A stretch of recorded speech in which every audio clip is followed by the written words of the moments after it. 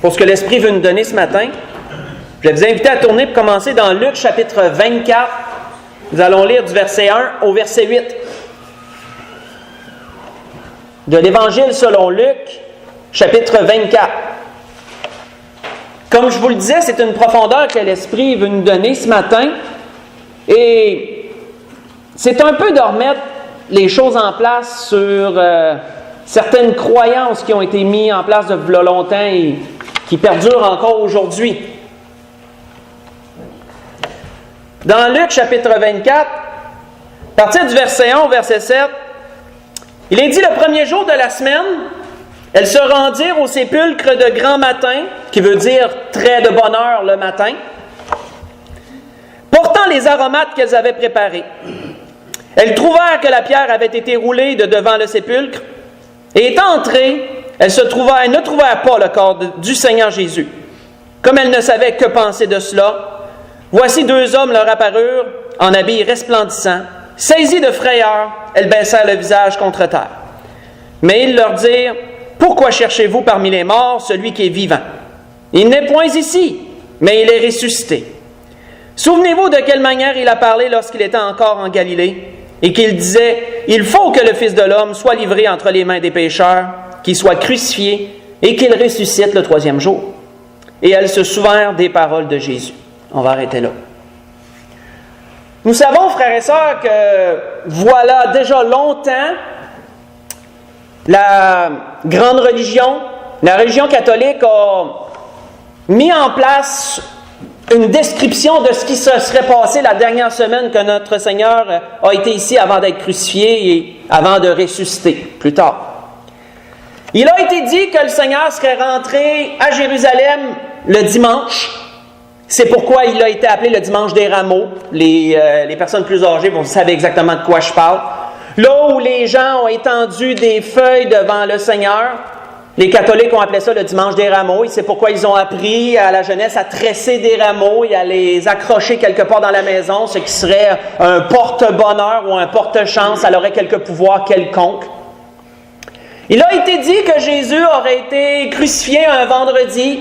C'est pourquoi il était appelé le vendredi saint. On vient de le passer, vous en avez sûrement entendu parler. Et il a été dit que Jésus est ressuscité le dimanche matin. C'est la croyance populaire qui a été apportée et que depuis très très longtemps elle est mise en place. Et la plupart des dénominations ont adopté cette façon de penser. Mais est-elle biblique? Si on la regarde à la lumière des Écritures, est-ce qu'elle est selon les Écritures, cette croyance? Là, je peux vous dire qu'on rencontre des problèmes quand on regarde cette croyance à la lumière des Écritures. 3 questions que nous allons nous poser ce matin et nous allons y répondre et bien décortiquer. Est-ce que Jésus est mort un vendredi après-midi? Première question. Est-ce que Jésus est resté seulement 36 heures dans le sépulcre avant de ressusciter? Parce qu'on s'entend que du vendredi après-midi jusqu'au dimanche matin, il ne reste pas grand temps. Il y a à peine 36 heures. Est-ce que Jésus serait resté seulement 36 heures dans le sépulcre avant de ressusciter? Et dernière question, est-ce que Jésus est ressuscité un dimanche matin? On va répondre à toutes ces questions-là. Comme vous voyez, c'est une profondeur. Et la parole ne donne pas beaucoup de repères, mais il y en a. Donc, nous allons prendre ces repères pour vraiment comprendre ce qui s'est réellement passé et dans les temps que ça s'est passé. Faites juste écouter, Matthieu nous donne un repère. On en a vu un, il est dit le premier jour de la semaine. Matthieu nous donne un autre repère. Parce qu'il faut vraiment réunir les 4 évangiles ensemble pour comprendre ces choses, pour vraiment les voir avec plus de clarté, parce que chacun a donné des petites portions de réponse.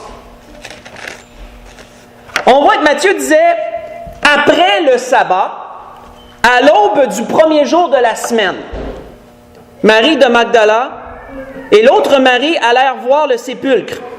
Et voici, il y eut un grand tremblement de terre quand un ange du Seigneur descendit du ciel et vint rouler la pierre et s'assit dessus. Son aspect était comme l'éclair, son vêtement blanc comme la neige. Les gardes tremblèrent de peur, devinrent comme morts. Mais l'ange prit la parole et dit aux femmes, « Pour vous ne craignez point, car je sais que vous cherchez Jésus qui a été crucifié. Il n'est point ici, il est ressuscité, comme il l'avait dit. Venez, voyez le lieu où il était couché.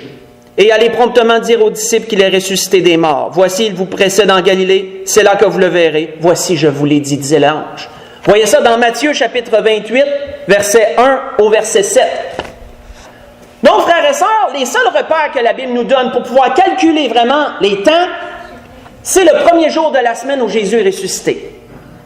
Il est dit le premier jour de la semaine et il est dit après le sabbat. C'est les seuls repères que vous trouverez concernant la journée. Vous ne trouverez nulle part de façon claire que Jésus a été crucifié un vendredi. Vous ne trouverez nulle part de façon claire que Jésus est rentré à Jérusalem le dimanche. Ça a été fabriqué, ça a été monté. Les seuls repères, c'est que c'est après le sabbat et c'est le premier jour de la semaine que les femmes ont constaté que Jésus était déjà ressuscité. Ils ne l'ont pas vu sortir du sépulcre. Lorsque les femmes sont arrivées, il était déjà ressuscité. C'est les points de repère qu'on a, selon la Bible. C'est les points de repère qu'on a, ça. Mais le Seigneur en a donné d'autres qui ont été négligés, je vous dirais. Tournons premièrement pour ça dans Matthieu chapitre 12. Parce que Jésus a dit combien de temps qu'il devait rester dans le sépulcre. Ça, Jésus l'a dit très clairement. Donc, on va aller voir ça. On a notre base. Il faut partir à la fin du dernier sabbat. Il faut partir à la fin du sabbat. Là où l'autre jour commence. C'est notre point de départ. Maintenant, combien de temps le Seigneur est resté dans le sépulcre? Le Seigneur le dit clairement dans Matthieu 12. Matthieu chapitre 12, on va lire le verset 40. Verset 38 à 40, oui. Pour vraiment, on va voir le contexte en même temps. On voit qu'alors, quelques-uns des scribes et des pharisiens prirent la parole et dirent à Jésus, « Maître, nous voudrions te voir faire un miracle. » Et Jésus leur répondit, « Une génération méchante et adultère me demande un miracle. Il ne lui sera donné d'autre miracle que celui du prophète Jonas. » Et là, le verset 40, c'est un ancrage, c'est vraiment un fondement. « Car de même que Jonas fut 3 jours et 3 nuits dans le ventre d'un grand poisson, de même le Fils de l'homme sera 3 jours et 3 nuits dans le sein de la terre. » Ça, c'est clair. On ne peut pas l'effacer, ça. Le Seigneur a dit clairement qu'il y aurait 3 périodes diurnes, qui veulent dire de jour, 3 périodes diurnes et 3 périodes nocturnes, qui veulent dire de nuit. On ne peut pas effacer ça. Ça représente 72 heures, frères et sœurs. Parce que autant avant qu'aujourd'hui, les périodes étaient calculées en 24 heures. C'est ça, ça a toujours resté, ça. Les Juifs, leur journée commençait à 6 heures le soir jusqu'à 6 heures le lendemain soir. Nous, ça commence à minuit jusqu'à minuit. Mais entre les deux, il y a 24 heures. Pour les Juifs, il y avait encore 24 heures, il n'y a rien qui a changé là-dessus. Donc, le Seigneur nous dit quoi? Il doit rester dans le sépulcre 72 heures. Pas plus, pas moins. Il doit rester dans le sépulcre 72 heures. Le Seigneur a donné une expression dans la parole, et l'expression revient très souvent, qui porte à confusion, mais en même temps, il faut la comprendre. Le Seigneur avait dit, faites juste écouter, une expression qui porte à confusion. Le Seigneur avait dit, dès lors, Jésus commença à faire connaître à ses disciples, un peu plus tard, qu'il fallait qu'il aille à Jérusalem et qu'il souffre beaucoup de la part des anciens, des principaux sacrificateurs et des scribes, qu'il soit mis à mort et qu'il ressuscite le 3e jour. Ça, ce que je vous ai lu, c'est dans Matthieu 16, verset 21. Le 3e jour. Cette expression a porté à confusion plusieurs. Parce que, dans la façon qu'elle est formulée, que nous la recevons quand nous la lisons, ça nous donne l'impression qu'il y aurait eu seulement 2 jours complets, puis que le 3e jour, autrement dit, il débute, puis que c'est là que les choses se passent. L'expression en a confus plus d'un. Parce que c'est une façon qu'eux avaient de s'exprimer, ça a été traduit. Souvenons-nous, c'est une traduction qu'on lit, elle est véridique. Mais parfois, les tournures de phrases peuvent parfois porter à confusion le lecteur. Mais il y a un groupe de personnes qui le mettent en lumière, ça, cette expression-là, ils le mettent en lumière et elle est compréhensible. Parce que le Seigneur ne pouvait pas dire qu'il passait 3 jours et 3 nuits, puis ensuite dire que le 3e jour, comme si le 3e jour n'était pas complet, il ressuscitait, le Seigneur serait contredit. En d'autre part, et on sait qu'il n'y a aucune contradiction dans les Écritures. Donc, comment l'expliquer? Dans Matthieu chapitre 27, tournons-y. Les principaux sacrificateurs donnent l'explication de cette expression. Malgré eux, du moins, on va dire que malgré eux, il donne l'explication dans ce qu'il demande. Dans Matthieu, chapitre 27, à partir du verset 62,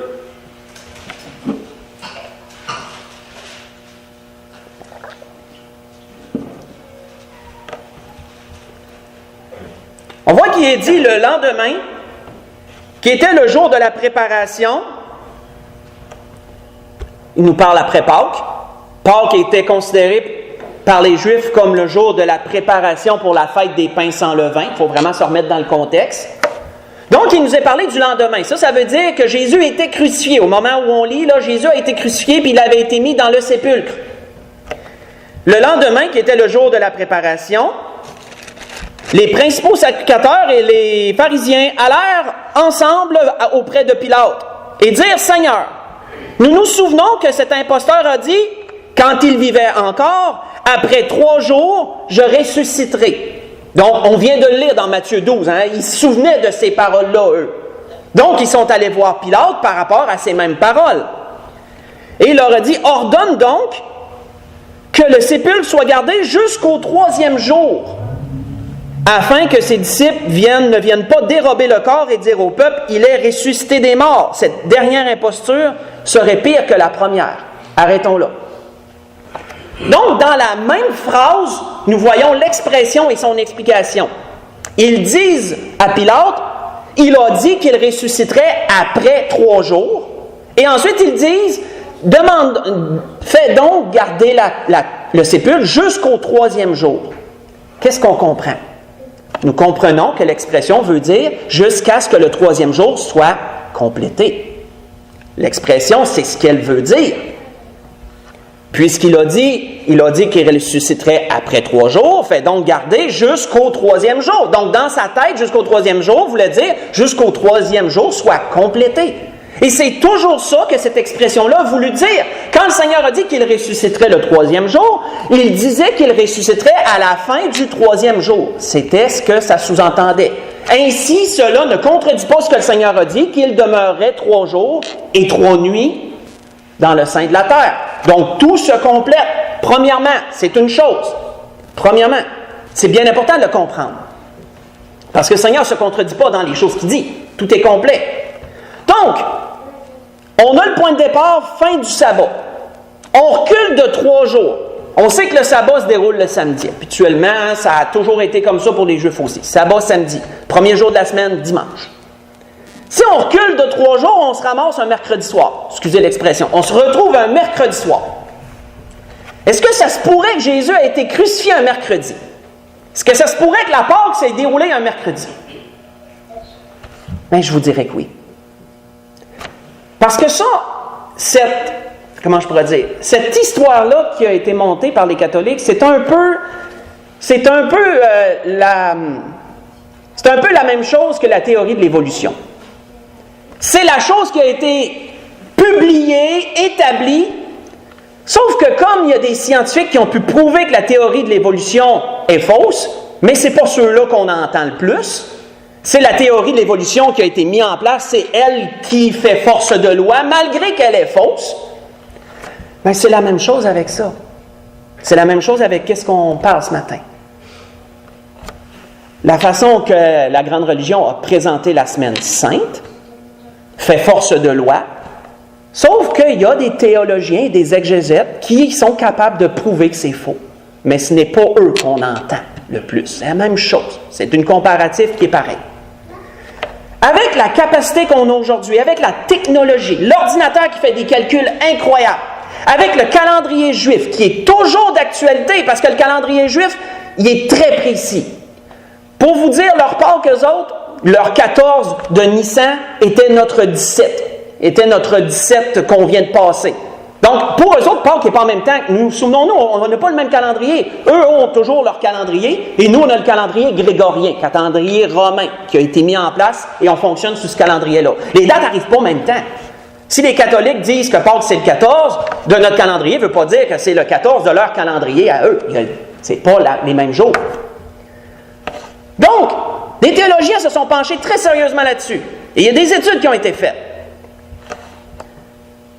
Prennent le calendrier juif, avec un certain logiciel que je ne connais pas, entre cette date-là, et ils peuvent reculer aussi loin qu'ils le veulent sur les dates que la Pâque elle aurait passé à toutes les années. Et le 31 de notre ère, le 31, si on part de l'an 0, 31 de notre ère, la Pâque juive se serait déroulée un mercredi. On dit, bien, ça part de l'an 0, Jésus avait environ 32 ou 33 ans lorsqu'il est mort.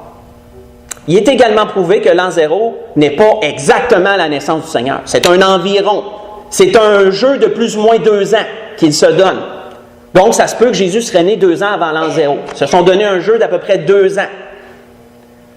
Donc, selon théologiens et exégètes, Jésus a été crucifié en l'an 31 de notre ère, un mercredi. La Pâque était un mercredi. Et je le crois entièrement.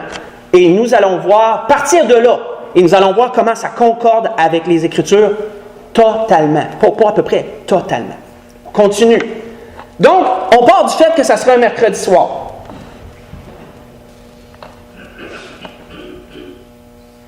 On voit que, si on continue, dans Jean chapitre 19, tournons là, dans Jean chapitre 19, on doit se remettre en contexte. Si le mercredi était le jour de Pâques, qu'est-ce qui se passe le jeudi? On se remet en contexte. Dans Jean chapitre 19, il nous est donné des spécifications sur qu'est-ce qu'était le jeudi. Dans Jean chapitre 19, à partir du verset 31. Parce que, après Pâques, ce n'est pas une journée comme toutes les autres, là. C'est une fête qui commence, qui dure 7 jours. C'est la fête des pains sans levain, qui symbolisait leur sortie d'Égypte. Car ils ont tué l'agneau, ils ont peint les linteaux de leur porte avec son sang, si je vous réfère dans l'Ancien Testament. Ils ont mangé leur Pâques, et dans la nuit du jour suivant, vu que le jour finit à 6 heures, dans la nuit du jour suivant, l'exterminateur a passé dans tout le pays d'Égypte, et les cris se sont fait entendre, et très très tôt le matin, ils ont dû quitter. Ils ont dû quitter l'Égypte, Pharaon les a chassés. On connaît l'histoire. Leur pain n'avait pas eu le temps de lever, parce qu'ils préparaient toujours le pain la veille pour la journée. Leur pain n'avait pas eu le temps de lever. Et c'est pourquoi ça a été appelé la semaine des pains sans levain. Vu que le pain n'avait pas eu le temps de lever, ils ont commémoré cette fête en prenant des pains sans levain pour toujours garder le symbole que le pain n'avait pas eu le temps de lever. Et au fil des temps, là, on a vu que le levain représentait le péché, etc., quand on a joint notre Seigneur là-dedans. Donc, qu'est-il spécifié dans Jean chapitre 19? Dans la crainte, à partir du verset 31, on va lire jusqu'au verset 34. Dans la crainte que le corps ne reste sur la croix pendant le sabbat, car c'était la préparation. Donc, la Pâque était la préparation du sabbat le lendemain, parce que la fête des pains sans levain commence par un sabbat, finit par un sabbat.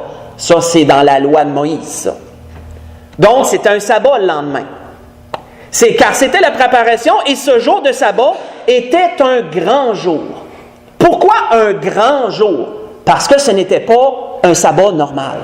Ce n'était pas le samedi. Le lendemain, on était le jeudi, ce n'était pas le samedi. C'était un sabbat particulier. C'était le sabbat du premier jour de la fête des pains sans levain. C'était un grand jour. Parce que, à cette journée de sabbat-là, il y avait un grand rassemblement. Il y avait un grand rassemblement le premier jour du sabbat de la fête des pains sans levain. Il y avait un grand rassemblement le dernier jour de la fête des pains sans levain. C'est ce que les Écritures nous spécifient. Faites juste écouter, ce ne sera pas long, je vais vous le lire. Il a été dit dans la loi, le premier mois, le 14e jour du mois, entre les deux soirs du crépuscule au coucher du soleil, selon les Juifs, ça voulait dire entre les deux soirs. Une expression encore qui peut porter à confusion. Entre les deux soirs, ce sera la Pâque de l'Éternel. Et le 15e jour, le jour d'après, le 15e jour de ce mois, ce sera la fête des pains sans levain en l'honneur de l'Éternel. Vous mangerez pendant 7 jours des pains sans levain. Le premier jour, vous aurez une sainte convocation, vous ne ferez aucune œuvre servile. Ça veut dire aucun ouvrage. Ça veut dire qu'en cette journée-là, comme un sabbat normal, aucun travail. Par la suite, vous offrirez à l'Éternel pendant 7 jours des sacrifices consumés par le feu. le 7e jour, il y aura une sainte convocation, vous ne ferez aucune œuvre servile. Encore là, le dernier jour de la fête des pains sans levain, un autre sabbat, aucun travail cette journée-là. Ce que je vous ai lu, c'est dans Lévitique chapitre 23, j'ai lu du verset 5 au verset 8. Donc, si le jeudi était un sabbat, on entre dans cette mentalité, on continue. C'est pourquoi que ce sabbat était particulier, et c'est pour ça que c'est les sacrificateurs qui ont fait pression pour qu'on rompe les jambes des prisonniers. Parce que les Romains, eux autres, ils n'avaient pas de scrupules. Normalement, ils laissaient les corps mourir et pourrir sur la croix, et ça pouvait prendre très longtemps avant qu'ils les enlèvent. C'était un exemple pour les autres. Fait que l'exemple, ils le gardaient longtemps pour que les autres se souviennent. Regardez que ça peut coûter de se rebeller ou de faire quelques crimes que ce soit. Mais là, les Juifs, eux autres, ils faisaient pression auprès de Pilate. Enlève les corps, le lendemain, ils ne peuvent pas être là le jour du sabbat, ça profanerait notre semaine sainte. Et là, Pilate savait qu'avec les Juifs, c'est un peuple qui se révoltait facilement, il fallait jouer serré. Donc, Pilate, il a fait rompre les jambes des prisonniers pour qu'ils meurent plus vite, pour s'assurer qu'à partir de 6 heures le soir, il ne faut plus qu'il y ait un corps sur la croix. Là. À partir de 6 heures le soir, c'est le lendemain qui commence. Le sabbat commence à partir de 6 heures le soir. Il faut vraiment comprendre tout ça. Donc, il rompt les jambes des prisonniers pour qu'ils meurent plus vite. Arrive à Jésus, mais Jésus est déjà mort. Pour s'assurer qu'il est mort, prend une lance, lui perce le côté. Jésus ne réagit pas. Il est déjà mort. Il était surpris, mais Jésus est déjà mort. Donc, ils n'ont pas rompu les jambes. Ce qui a encore accompli des prophéties de l'Ancien Testament. Et ça concorde aussi, cette journée-là, pourquoi les Juifs pourquoi les principaux sacrificateurs ont voulu absolument que Jésus meure à Pâques. On l'a lu hier, mais faites juste écouter, je vais vous le relire. Les principaux sacrificateurs et les anciens du peuple se réunirent dans la cour du souverain sacrificateur appelé Caïphe. Ils délibérèrent sur les moyens d'arrêter Jésus par ruse pour le faire mourir, mais ils dirent que ce ne soit pas pendant la fête, afin qu'il n'y ait pas de tumulte parmi le peuple. Ce que je vous ai lu, Matthieu chapitre 26, à partir du verset 3 au verset 5. Souvenons-nous, les principaux sacrificateurs savaient que Jésus était très estimé par le peuple. Donc, s'ils touchaient Jésus, il fallait qu'ils touchent dans le bon temps. Il fallait vraiment qu'ils choisissent le temps. Ils ne pouvaient pas faire ça n'importe quand, parce que le peuple se serait révolté. À plusieurs reprises, ils ont eu peur du peuple, puis ils n'ont pas touché à Jésus à cause de ça. C'est pourquoi ils l'ont pris de nuit. C'est pourquoi ils sont allés chercher de nuit, lorsque le peuple dormait. Ils l'ont passé en procès de nuit. Le matin, bien tôt, ils l'ont amené tout de suite à Pilate. Le peuple n'aurait pas le temps de réagir face à ça. Ils l'ont mis à mort le jour de la préparation. Le peuple était occupé. Souvenons-nous, tout le monde préparait la Pâque. C'est sacré, ça. Donc, ça limite bien gros ce que le peuple va faire. Puis le lendemain, il se laissait un montant de jours pour que le peuple se calme, parce que le lendemain, c'était le sabbat. Tu ne fais rien le jour du sabbat, là. C'était une fête en plus. Donc, on voit que tout était orchestré par eux pour que ce soit faisable, pour accomplir leur dessein. C'était vraiment bien planifié. Luc nous spécifie aussi que la Pâque était appelée le jour de la préparation. On l'a déjà lu, mais Luc le spécifie en disant que c'était le jour de la préparation et le sabbat allait commencer. On parle de quel sabbat? On parle-tu de samedi? Ah, on parle de jeudi. On parle du sabbat du premier jour de la fête des pains sans levain.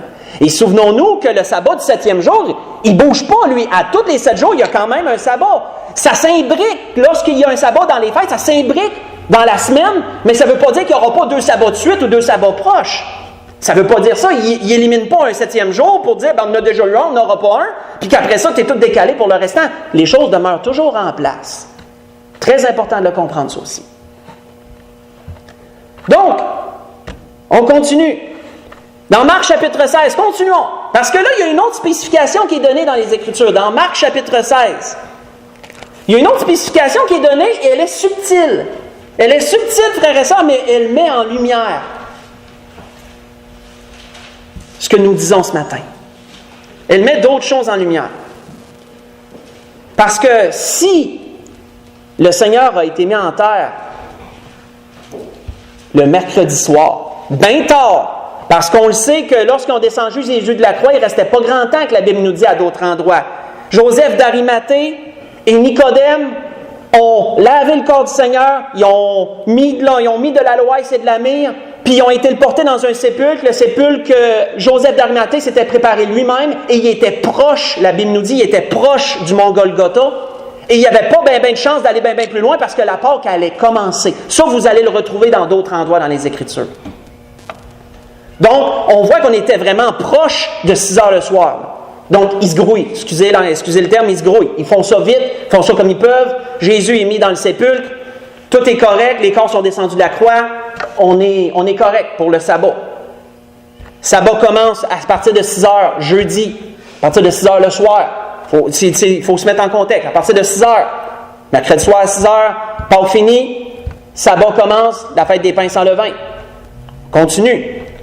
Mais c'est beau. Jeudi passe, le sabbat passe.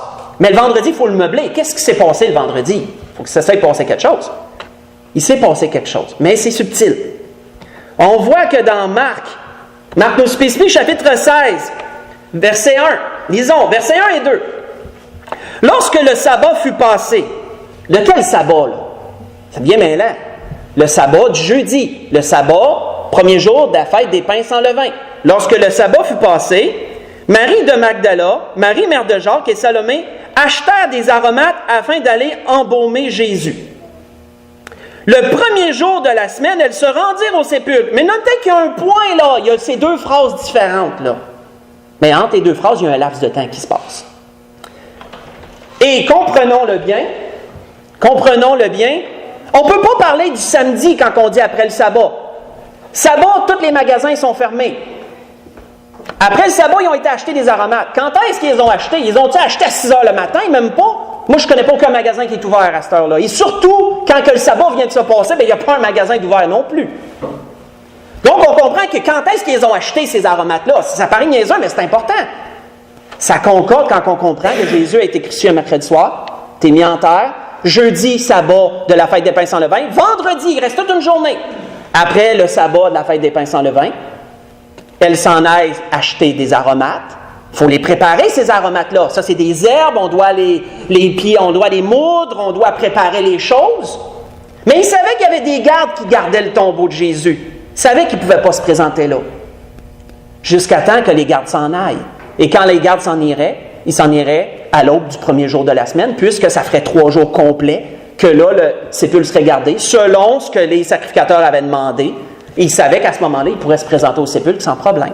Sauf que les femmes l'avaient bien dit, qui nous roulera la pierre? Parce que les soldats ne sont plus supposés être là, ils ont supposé d'avoir fini le garde. Donc, on voit qu'on commence de plus en plus à concorder avec tout ce que la Bible dit. Là. On commence de plus en plus. Donc, elles achètent des aromates.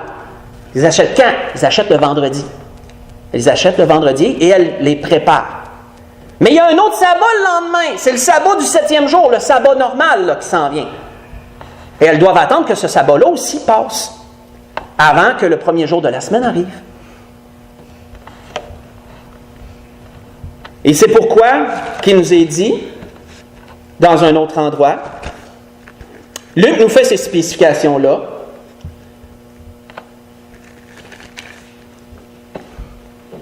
Luc nous dit, les femmes qui étaient venues de Galilée avec Jésus accompagnèrent Joseph et virent le sépulcre et la manière dont le corps de Jésus y fut déposé. Là, on recule, là. Ils ont suivi Joseph d'Arimathée, Nicodème, lorsqu'ils ont lavé le corps du Seigneur, l'ont enduit de myrrhe et d'aloès. Ils sont allés l'amener au sépulcre, les femmes y suivaient, eux autres, ils suivaient scrupuleusement ce qui se passait. Hein. Ils ont vu où est-ce que Jésus a été mis, ils ont vu de quelle manière le corps de Jésus a été disposé dans le sépulcre. Et s'en étant retournés, elles préparèrent des aromates et des parfums, puis elles se reposèrent le jour du sabbat, que la Bible nous dit, selon la loi. Dans Luc, chapitre 23, j'ai lu le verset 55 et le verset 56. Elles ont vu le corps où Jésus a été amené, jeudi, autrement dit mercredi soir. Sabbat de la fête des pains sans levain, se reposent. Vendredi, elles achètent des aromates. Et ensuite, elles se reposent le jour du sabbat. Le sabbat, samedi. Selon la loi. Donc, le selon la loi veut dire quoi? C'est que c'était le sabbat de la loi. Ça veut dire ça, selon la loi. Les petites spécifications qui sont ajoutées servent à quelque chose. Hein. Ça nous paraît négligeable, mais ça sert à quelque chose. Donc, les choses sont mises beaucoup plus en lumière maintenant. Pour conclure, est-ce qu'on a répondu à 2 questions jusqu'à présent? C'est bon de le noter. On a répondu à 2 questions. Est-ce que Jésus est mort un vendredi après-midi? Non. Ça ne concorde pas. Parce que ça fait juste 36 heures entre vendredi après-midi puis le temps où Jésus est ressuscité. C'est pas assez. C'est 72 heures, pas plus, pas moins. Il faut que tu rentres ça dans ton calcul puis il faut que ça fitte. Il faut que ça concorde avec les Écritures. Toujours. Notre point de repère, c'est le sabbat. Quel sabbat? Avant le premier jour de la semaine, samedi. C'est notre repère. On commence là, on recule de 3 jours, on arrive au mercredi soir. Est-ce que ça se peut? Oui, selon l'histoire, c'est possible. Les théologiens l'ont prouvé que c'était possible avec les calculs des dates. C'est possible. Le 31 de notre ère, la Pâque tombait un mercredi soir. Donc, c'est plausible. Puis les dates sont plausibles aussi. Si on part de ce fait-là, il faut que ça concorde selon les temps où il était. La Pâque, la semaine des pains sans levain commence le lendemain. 5 convocations, aucun ouvrage servile. Tout le monde se repose, c'est un grand jour. Ensuite, vendredi, il y a un jour à meubler. Les femmes vont acheter leurs aromates après le sabbat. Elles les préparent. Savent qu'elles ne peuvent pas aller tout de suite au sépulcre qui est gardé. Elles se reposent le jour du sabbat, samedi, le sabbat du samedi. Se reposent le jour du sabbat. Et ensuite, on retourne à la case départ. Et ça répond à la dernière question. Est-ce que Jésus est ressuscité un dimanche matin? Marc le dit très clairement. Donc, tournons dans Marc pour conclure. Dans Marc chapitre 16. Dans Marc chapitre 16. Dans l'Évangile selon Marc au chapitre 16. Répondons à cette dernière question. On en a répondu 2. Est-ce que Jésus est ressuscité un dimanche matin? Dans Marc chapitre 16, mais on va lire à partir du verset 9.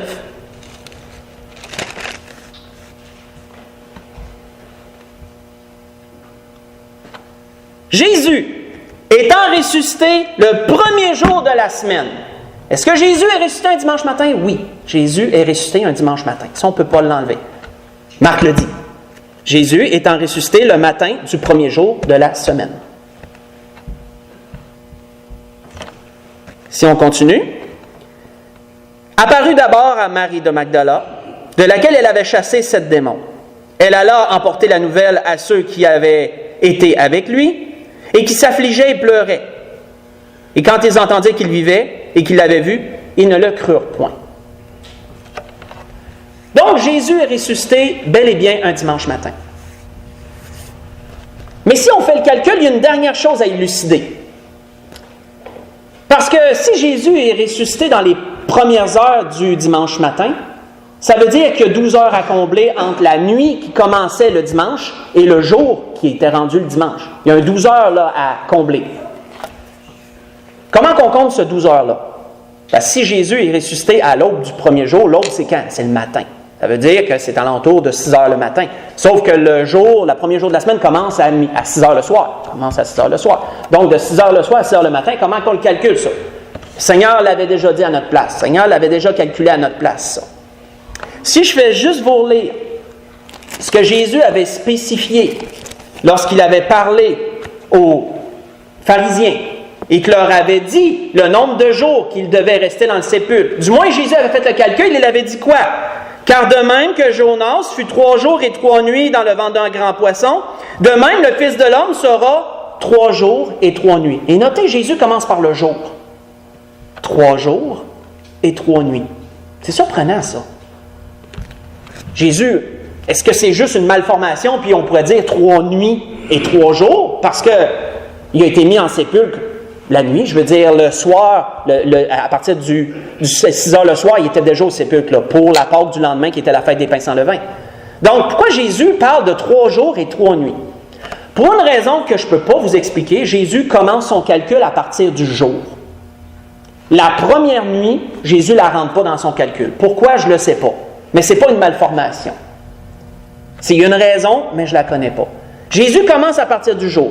3 jours et 3 nuits. Et donc, calculez, si la première nuit, de 6 heures le soir, qui est le jeudi matin, jusqu'à 6 heures le midi, on oublie cette heure, ce 12 heures-là, parce que le Seigneur a parti du jour, si on commence jeudi à 6 heures le matin, jeudi soir, 6 heures le soir, mais vendredi, vous arrivez exactement au dimanche matin.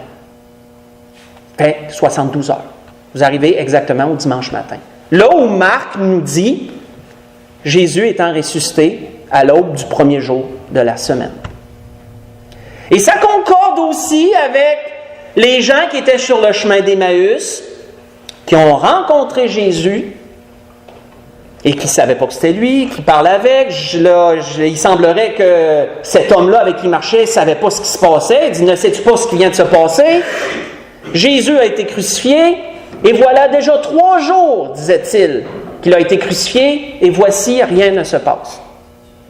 Il était découragé parce qu'il se souvenait des paroles de Jésus aussi. Et il dit, voilà déjà 3 jours que ça s'est passé. Donc, comme vous voyez, frères et sœurs, il y a une belle histoire qui a été montée, mais est-ce qu'elle est véridique selon les Écritures? Non. Comme la théorie de l'évolution, ça ressemble pas mal. Moi, je mets ça sur le même piédestal. Ce qui est concorde avec les Écritures, c'est que Jésus est mort un mercredi soir. La Pâque est un mercredi, il est mort un mercredi. Jeudi, sabbat, la fête des pains sans levain. Vendredi, entre 2 sabbats. Samedi, sabbat de la semaine. Jésus ressuscite le premier jour de la semaine. Et comme nous l'avons vu, vous pouvez le relire si vous le voulez, cela concorde entièrement avec tout ce que les Écritures nous disent. Et c'était ça que l'Esprit voulait nous donner ce matin. On peut se lever pour le dernier cantique.